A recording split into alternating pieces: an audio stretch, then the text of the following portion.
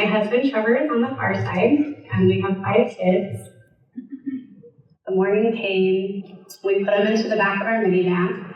I had made a Costco run full of car ride snacks. I threw it into a laundry basket. I took my phone and I put it in the pocket, just in the door. Just a little pocket in our van door. About 10 minutes later, there was a semi thinking, car, semi, why are they both coming straight at us? And then everything was black. When I woke up, I had no idea where I was, who I was with, what had happened. So I began looking around to get my bearings. I glanced over my left shoulder where I saw the view that I hate thinking about the most. It was my 14-year-old son, Owen, and he was convulsing from head to toe, eyes closed, covered in blood. His twin, Cameron, sitting next to him with eyes bigger than I knew they could get, he kept telling me that his leg was really hurting. I shifted my gaze from them next to me, where my husband was sitting lifeless with his arms hanging over the airbag. I could hear my voice. Where's a phone? We need a phone. All of a sudden, I remember texting my dad. And I reached down. It was a miracle because my phone was still in that pocket. Everything that had been inside of the vehicle was now outside of the vehicle, unless it had a seatbelt on, and my phone. I was going in and out of consciousness. Everything would go black, and then everything would go white. And somehow, with muscle memory, I couldn't have told her what country I was from, let alone the town we were in, or the mile marker we were at. At this point, I was walking around, and I started to realize there was a lot of other people there. Good Samaritans that had stopped to help us. I walked right up to a man, and I handed him my phone, just like my first aid class had taught me. I looked him in the eyes, and I said, "Tell them where we are. Stay on the phone until help arrives." And then I left. I started to hear some voices and realized that there was actually quite a lot of people that were there. And they said, "We cannot move him. It's not safe to move him." And I knew that they were talking about Owen. I knew that he was bad. Somehow they managed to get Owen out safely. And they asked if there was anything that we could protect Cameron with while they got him out of the vehicle. There was a pillow, that same pillow that I'd put in the laundry basket. I grabbed it, and Cameron held it up next to his face, blocking the window while they shattered it with a hammer. They took him out of the vehicle and set him on the ground safely. I started to make my rounds around the van. The flames started again. Luckily, somebody had a fire extinguisher and was able to put it out permanently. Anytime I would pass Owen, who was laying unconscious on the ground, I couldn't get myself to stop. There were people with him, and I knew that they were going to be able to do more than I could. As I came around to my husband, I just had this feeling that if he stayed asleep, he would never wake up. So I begged him, "Honey, I need you to wake up." And he made the most horrendous screaming noise as pain and shock filled his body. Then I knew I needed to calm him down. "Babe, I need you to calm down. Take a breath. Everything's going to be okay." And he did, but then he'd slide back out of consciousness. I continued to do this for I don't know how long, until I started to realize that my body wasn't going to physically be able to keep up with doing this cycle with him. I started to look around, and I saw another vehicle. Oh, I forgot there was another vehicle involved in this. And there was somebody helping them, and he must have been done doing what he was doing because he was looking around. and he kind of looked like he wanted something new to do. I was like, great, he's my guy. I walked up to him and I said, I need you to stay with my husband. His name's Trevor. I need you to keep him calm, and I need you to keep him awake.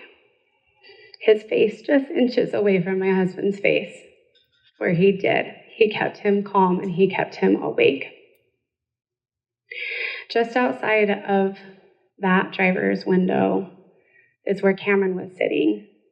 There was a sweet man sitting with him, and he kept saying to me, sweetie, why don't you come sit down? Why don't you just come sit with us for a minute? And no joke, I thought, don't look at that again. And I just hurt, in my abdomen, I really hurt.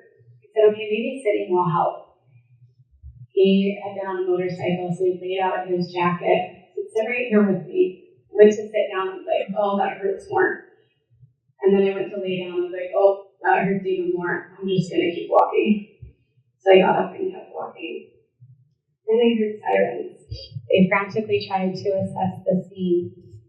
There were 5 people in our vehicle and 5 in the others, 10 critical people. I just kept saying to them, please go to my son. The boy in the blue and white striped shirt is the worst. Now, something that nobody tells you is that even in the middle of a trauma, while I was living my nightmare, there were a lot of other people living theirs as well. First place. And that sweet man that was sitting next to Cameron searched for us for months to find out if we lived. All he had was a news report with our names and that we got life flighted. All he wanted was to connect with us, to get an ending to this story, and we now call him family. On our 1-year crash anniversary, that's what I call it, it's not a real thing, but on our 1-year crash anniversary, I decided that it would be really meaningful if we could go and thank those first responders and hospital crew for saving our lives. It was the most rewarding experience of my life. When we got there, we were welcomed by a whole team of people. Let me just recap what our injuries were before I tell you about them. So you have an understanding of the extent of our injuries. Cameron broke his tibia, dislocated his ankle. I broke my pinky arm, dislocated my elbow, tore my shoulder, broke my ribs, heavily bruised lungs and heart. My husband got both of his femurs broken, which is a really big deal. His tibia, torn ACL, PCL, MCL, broken arm, broken sternum, heavily bruised lungs. Our son Owen had a broken back and a severed optical nerve, but worst off, he had a severe traumatic brain injury, where he was in a medically induced coma for 9 days. We shared all of the things that they experienced in order to save us. The reason that I'm telling you this is that we all walk into situations, home and work and personal lives, with a lens on that we don't even know that we're wearing. Those lenses affect what we prioritize, how we communicate, and the situations and the solutions that we think are possible for our lives. Now, as my perspective changed from all of this, I became painfully aware of my boundaries. Some were very, very obvious, like broken bones, so many broken bones. Surgeries, it felt like there was constantly one of us going into surgery or coming out of surgery or recovering from surgery. Years, not exaggerating, years to get sorted out. And then there were also invisible boundaries. The ones that a lot of people don't recognize are there and that exist are things like this and in our normal life. Things like fear, very strong PTSD, asking other people for help.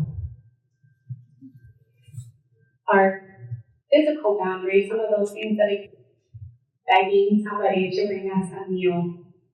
It was almost impossible for us to cook.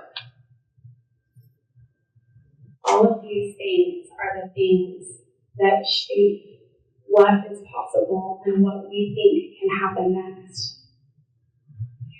Boundaries are the invisible lines that shape how we see, how we act,